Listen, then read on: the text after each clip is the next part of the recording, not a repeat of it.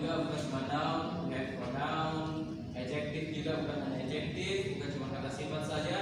We also have comparative adjective and superlative adjective. Right, adverb juga bukan hanya adverb, we have adverb of time, adverb of place, adverb of manner, right?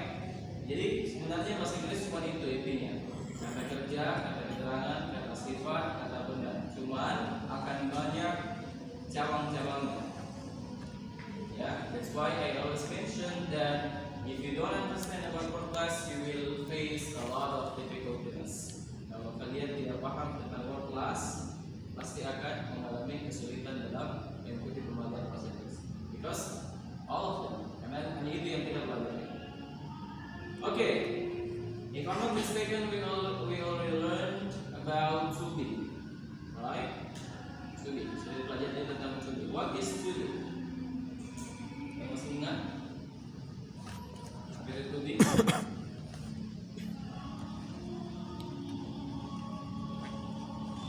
Ingat?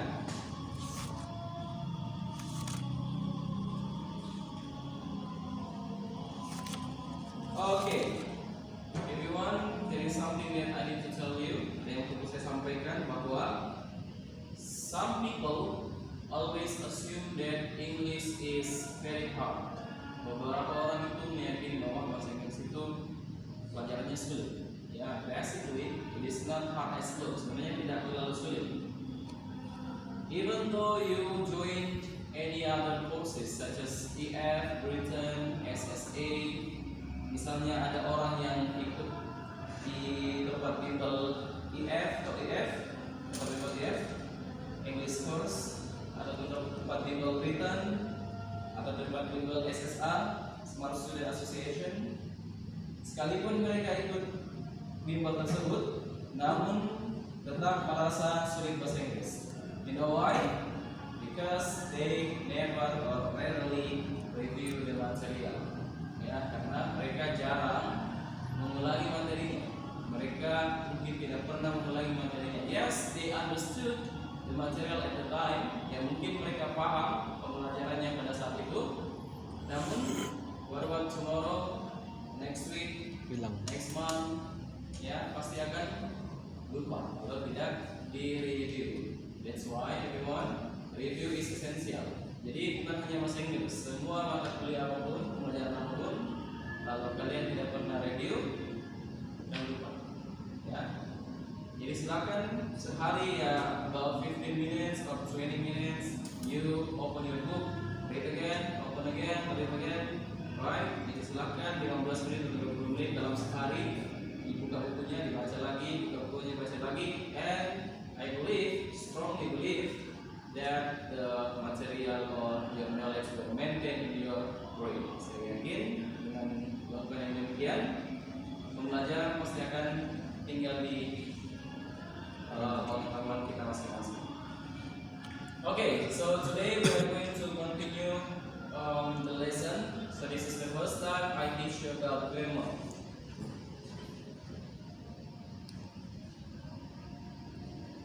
Kita melangkah ke pembelajaran grammar. The first or the basic grammar is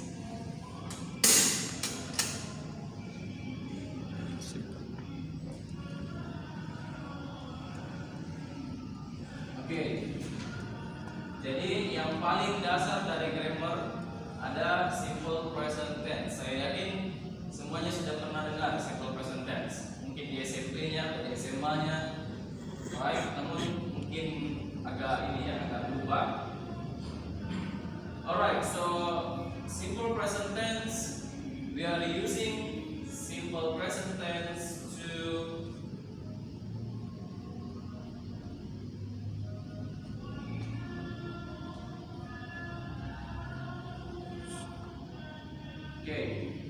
kita menggunakan simple present tense. Yang pertama, kapan? Yaitu untuk menunjukkan fakta. Jadi semua yang bentuknya fakta silakan gunakan simple present tense. Misal, I speak bahasa. Oke, saya berbahasa atau saya berbicara bahasa Indonesia. Itu adalah fakta. Or the sun rises from east. Is it correct? Dari timur terbitnya matahari. Oke. Ini juga adalah fakta. Ya, meskipun matahari terbit kemarinnya lagi, kalian tidak boleh menggunakan simple past, harus menggunakan simple present, yang mana menunjukkan bahwa faktanya memang matahari terbit di east. Tidak mungkin di south, tidak mungkin di west atau north, pasti di east. Itu yang pertama, simple present. So facts, menunjukkan fakta. And then number two, when we use simple present is about to show activities with timetable. Jadi untuk menunjukkan aktivitas yang sudah terjadwal, timetable itu terjadwal, sudah jelas kapan dilakukan. Misal, you learn English every Saturday, right? Kalian belajar bahasa Inggris setiap Sabtu. Ini yang dimaksud dengan timetable. Ada kata every month, every morning, every night, every Sunday, every day, right?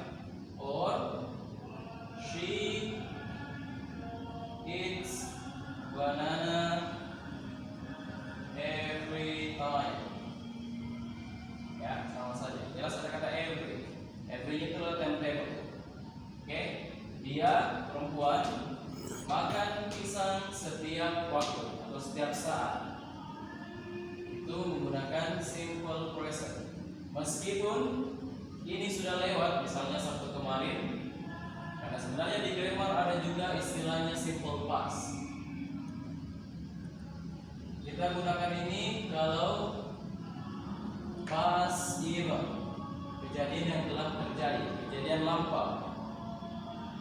Ya, kita gunakan simple past. Namun meskipun ini sudah lampau, kalau menunjukkan fakta atau menunjukkan timetable, kejadian yang sudah terstruktur, sudah ada jadwalnya, you should use simple present tense.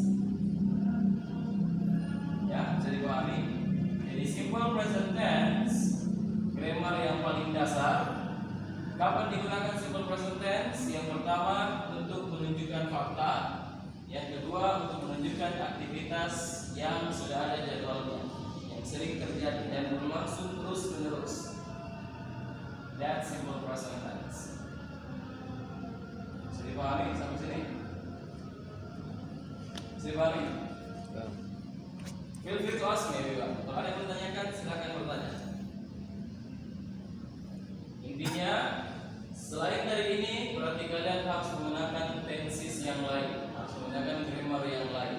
Namun kalau ingin menunjukkan fakta ke orang-orang, menunjukkan aktivitas yang terstruktur, terjadwal, silakan menggunakan simple present tense.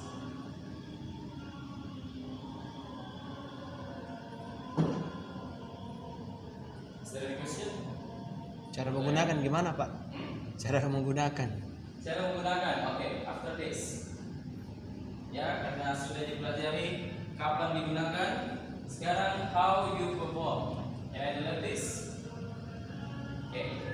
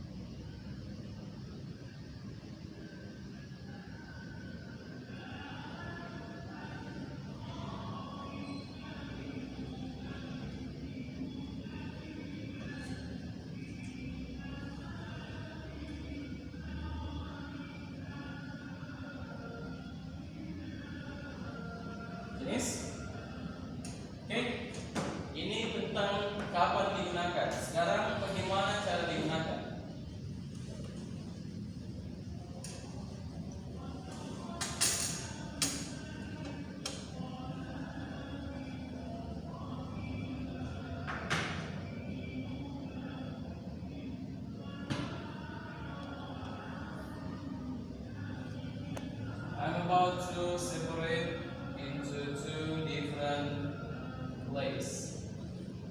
Oke, jadi kalian harus paham sebenarnya kalau grammar itu sangat berpengaruh sama subjek. Tahu subjek? Apalagi subjek? Contohnya? Ya, contohnya apa subjek? I. Ya, I. What else? You. Oke. Jadi grammar itu sangat bergantung sama subjek. Are you with me? Untuk simple present tense, bagian verbal sentence.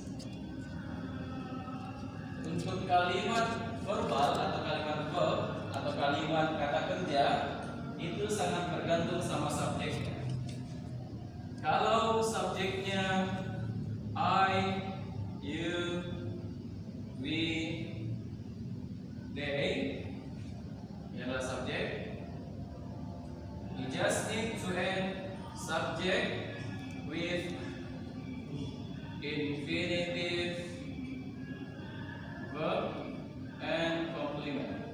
Jadi subjek ini I, you, they, infinitive verb itu kata kerja yang belum termodifikasi, kata kerja yang belum ada tambahan-tambahannya. Misalnya it, not its. Oke, ini kan sudah ada tambahan s-nya. Inilah yang disebut sebagai infinitive verb. Drink, not drinking. Oke, kalau ini kan sudah ditambahkan dengan ing. Jadi bukan lagi namanya infinitive verb. Kalau ini sudah namanya gerund.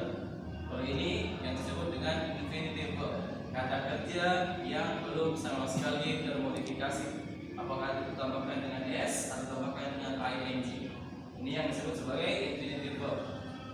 Okay, so how do you perform? For instance, we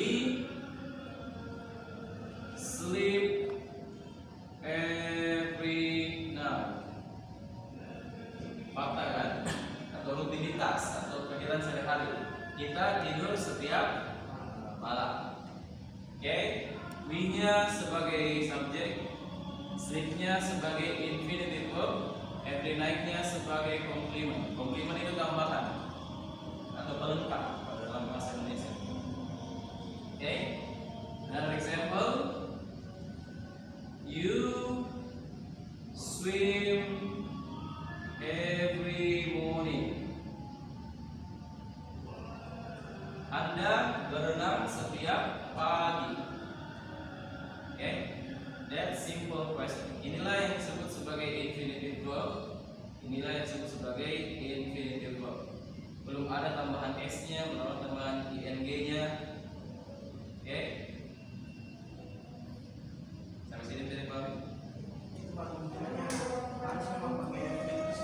Tidak selamanya. Boleh diganti sama you swim in the swimming pool atau beach.